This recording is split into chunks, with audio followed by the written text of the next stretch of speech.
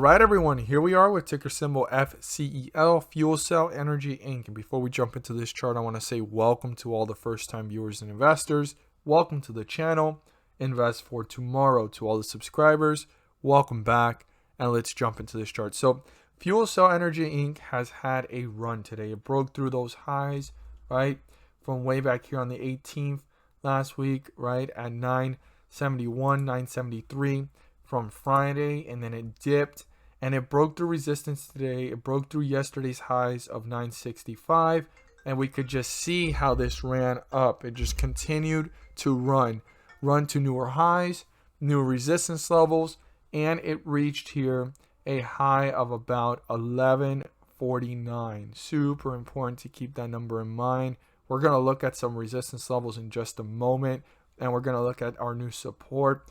But this is probably the most important point for this to reach newer highs and new resistance levels. But before getting there, there is a really close one here. This is a close stretch right now as this has recovered slightly in the after hours. So we're going to look at that in just a moment. So let's move our resistance and our support to its new location. I want to look at this based off the lowest point reached.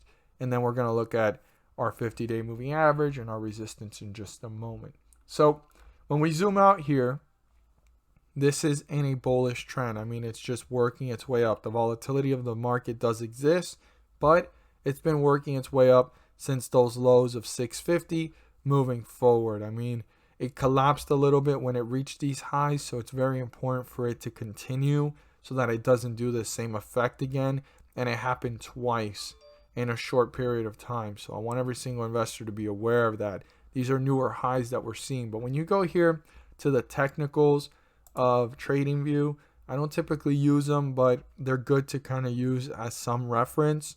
The moving averages in the summary overall, except for one of them is showing sell, and these are showing buy and strong buy for the 1 day. The 1 week, it gets a little neutral here. These continue the same. And for the 1 month, you do see a sell here, and these continue the same. So they're looking the same for the 1 day and the 1 month. The 1 week, it kind of gets neutral, almost like there could be a slight bullish run to continue. But we need to watch this continue to break resistance levels, not just go based off the technicals and stuff. But those are showing some indicators, and they're a little bit lower on the sell end of perspective and a lot more on the strong buy and buy perspective. So that's interesting as well. And those technicals go based off of moving averages and different indicators in the chart. So it's not like analysts are doing it. It's based off the chart's algorithm. Now, they're not always accurate or perfect, but it's good to use all types of sources as much as you can. I don't typically use them, but I like to use them as a point of reference to kind of give you guys an idea on what's going on and what the technicals were showing. And sometimes investor sentiment goes based off of technicals, so you can kind of start seeing it reflect in the chart. Now, when you go to the 1 week, it shows kind of, neutral on one of them, strong buy and a buy. And then when you go to the 1 month, it's showing the same technical as right now, which is sell, buy, and strong buy. So one of them is showing sell, and that can always change. So you want to watch for that as well, different technicals or where you're getting your information from. So I just wanted to kind of use that to show you guys where it stands right now based off of TradingView. But let's jump in here and look at the support and resistance based off what the chart is showing us. So currently it's at 1111, and the 50-day moving average is down here at 984. I want every single investor to write that down. 984 is super important. As long as we're above it, we're in bullish territory. The moment we're below it, we're in bearish territory. I mean, the bulls definitely had a run today. They brought this up from 931 to almost 1150 right there at 1149. That's like a $2 jump for sure right there. The bulls did appear. So let's see here where we're currently at with our resistance and support. So the support here is 1039. If that gets broken through, that's the lowest point reached in this leveling off and before it continues some momentum here by the bulls. If that gets broken through, you're still in bullish territory, but you have that window between 984 and 1039 to see how the stock is reacting. How quickly is it moving to newer lows, or are the bulls trying to reappear and bring it back up? So 1039 is super important for the bulls. to break through. For the bulls to pay close attention to if it gets broken through. This is not what the bulls want to break through. I'm thinking so bullish on this stock because of how bullish it's been. But this support level is what the bulls don't want to happen. If 1039 gets broken through, you're still in bullish territory, but you want to watch it carefully, how it's behaving. And the bulls are either trying to recover right back up if it gets broken through, or the bears continue to tear it down. So very, very important to watch for that and watch how the stock is behaving. Now, on the other hand, we have our resistance. This resistance level is super important. It's like literally right there on top of the stock price where it's sitting, and that's 11.13, 2 cents away. If that gets broken through, the next step is turning that into a support and breaking through the highest point reached in the day, which was 11.49. But first, that needs to be broken through. I mean, the stock is struggling right now to get up and continue the momentum as we see. We'll see how it continues to play out post-market in the next 2 hours.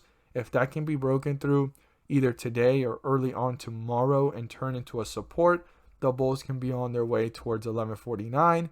Once they break through that, they'll reach new resistance levels, newer highs, and pull further away from the 50-day moving average in an upward direction. So super important for the bulls to break through this resistance to continue this momentum and not have the 50-day moving average catch up to the price. As always, if you found this video helpful and informative, please do so and subscribe. Don't forget to click on the bell to turn on all notifications and not miss a single video that I post. Share this with your friends and community, and don't forget to hit the like button to let me know you watch this video. Thank you guys so much for watching, and let's make some money. At the end of this video, there's going to be a pop-up video, and in that video, I will be discussing about the S&P 500 index and how it's been rising several points on scheduled dates. As you see here on the graph, these circles are the dates that the pumps have happened, and I use them as examples to show you guys how much the stocks have risen and the S&P 500 index rose on those dates. And the reason why it's rising is due to the fact that the Federal Reserve is pumping the markets. On these dates, the charts and the dates speak for themselves, as we can see it here, and I break it down into more detail in the video. But just to summarize it, on these dates, the S&P 500 rises, and there's individual ticker symbols rising up with it, anywhere from 30 cents to $3 per share. I know it may not seem like a lot, but per share that does add up, and these individual ticker symbols are giving you back profits. These are profits, and like I always say, profits are profits. Whether it's $1 put into the market and you get back $2, you've put in an initial investment and you got back more than what you started with. That's what it's all about. And also in the video, I go into further detail showing you guys these dates and showing you how much it rose. Like, for example, this was one of the last pump dates, and the lowest point that it reached was down here at 35.11, and the highest point reached was 35.57. That's like a 40-point jump. And here we're seeing the same thing.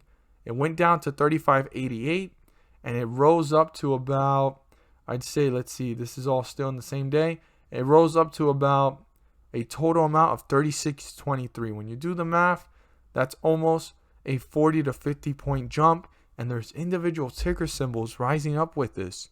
Now, I'm not there to guarantee you profits. I'm not there to tell you to buy, sell, or hold anything in particular. I'm just here to inform every single investor on the great news, on the opportunity to maximize profits and minimize losses. You have to do your due diligence and research, but these charts and the dates speak for themselves. I mean, this was probably one of the largest jumps that I've seen in the last couple of pumps, and it was down here at 33.02, and it rose up to about 33.88. That was an 80-point jump. There was probably ticker symbols rising up more than $3 per share on those dates. And even on these dates, there's individual ticker symbols rising more than $3 per share.